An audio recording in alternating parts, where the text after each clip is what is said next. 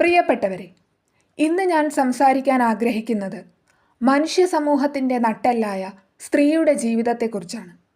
സ്ത്രീ എന്നത് വെറുമൊരു ശരീരമോ ഒരു പദവിയോ അല്ല. അവൾ ഒരു ലോകമാണ്. വികാരങ്ങളുടെയും സ്വപ്നങ്ങളുടെയും ശക്തിയുടെയും സഹനത്തിൻ്റെയും ഒരു ലോകം. ഒരു സ്ത്രീയുടെ ജീവിതം അവൾ ജനിക്കുന്ന നിമിഷം മുതൽ തന്നെ ചോദ്യങ്ങളാൽ നിറഞ്ഞതാണ്. അവൾ പെൺകുട്ടിയാണോ എന്ന ചോദ്യം പല വീടുകളിലും സന്തോഷത്തേക്കാൾ ആശങ്കയാണ് സൃഷ്ടിക്കുന്നത്. ബാല്യത്തിൽ അവൾക്ക് കളിക്കാനുള്ള സ്വാതന്ത്ര്യമുണ്ടെങ്കിലും വളരുംതോറും ആ സ്വാതന്ത്ര്യം പതുക്കെ ചുരുങ്ങിത്തുടങ്ങും. ഇത് ചെയ്യരുത്, അത് പാടില്ല, നീ പെൺകുട്ടിയല്ലേ എന്ന വാക്കുകൾ അവളുടെ സ്വപ്നങ്ങൾക്ക് മതിലുകൾ പണിയാൻ തുടങ്ങും. എങ്കിലും ആ മതിലുകൾക്കിടയിലും ഒരു സ്ത്രീ വളരുന്നു. അവൾ പഠിക്കുന്നു, സ്വപ്നം കാണുന്നു, ഉയരാൻ ശ്രമിക്കുന്നു. പക്ഷേ പലപ്പോഴും അവളുടെ കഴിവുകൾ അംഗീകരിക്കപ്പെടാതെ പോകുന്നു.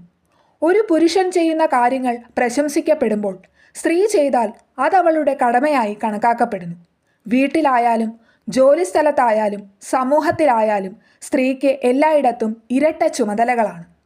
ഒരു സ്ത്രീ അമ്മയാകുമ്പോൾ അവളുടെ ജീവിതം മറ്റൊരാളുടെ ജീവിതത്തിനായി സമർപ്പിക്കപ്പെടുന്നു.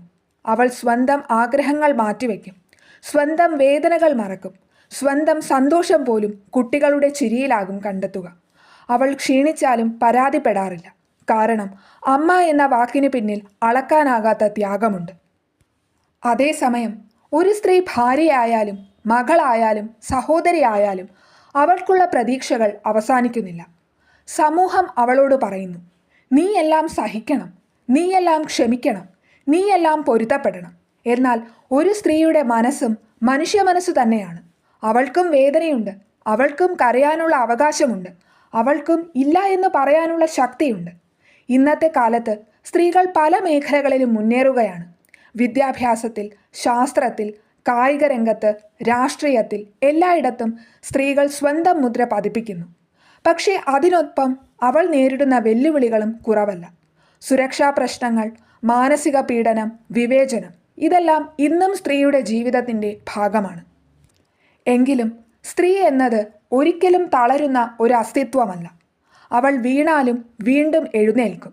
അവൾ കരഞ്ഞാലും വീണ്ടും ചിരിക്കും. അവൾ തകർന്നാലും വീണ്ടും സ്വയം പണിയും. കാരണം സ്ത്രീയുടെ ഉള്ളിൽ ഒളിഞ്ഞിരിക്കുന്ന ശക്തി ലോകത്തെ തന്നെ മാറ്റാൻ കഴിയുന്ന ഒന്നാണ്. അവസാനം ഞാൻ പറയാൻ ആഗ്രഹിക്കുന്നത് ഇതാണ്: സ്ത്രീയെ ആദരിക്കുക എന്നത് അവൾക്ക് പ്രത്യേക ഇളവുകൾ നൽകുന്നതല്ല. അവൾക്ക് അവളുടെ അവകാശങ്ങൾ, സ്വാതന്ത്ര്യം, മാന്യത, സുരക്ഷ എന്നിവ ഉറപ്പാക്കുന്നതാണ്. ഒരു സ്ത്രീ ശക്തിയോടെ നിൽക്കുമ്പോൾ അവൾ മാത്രം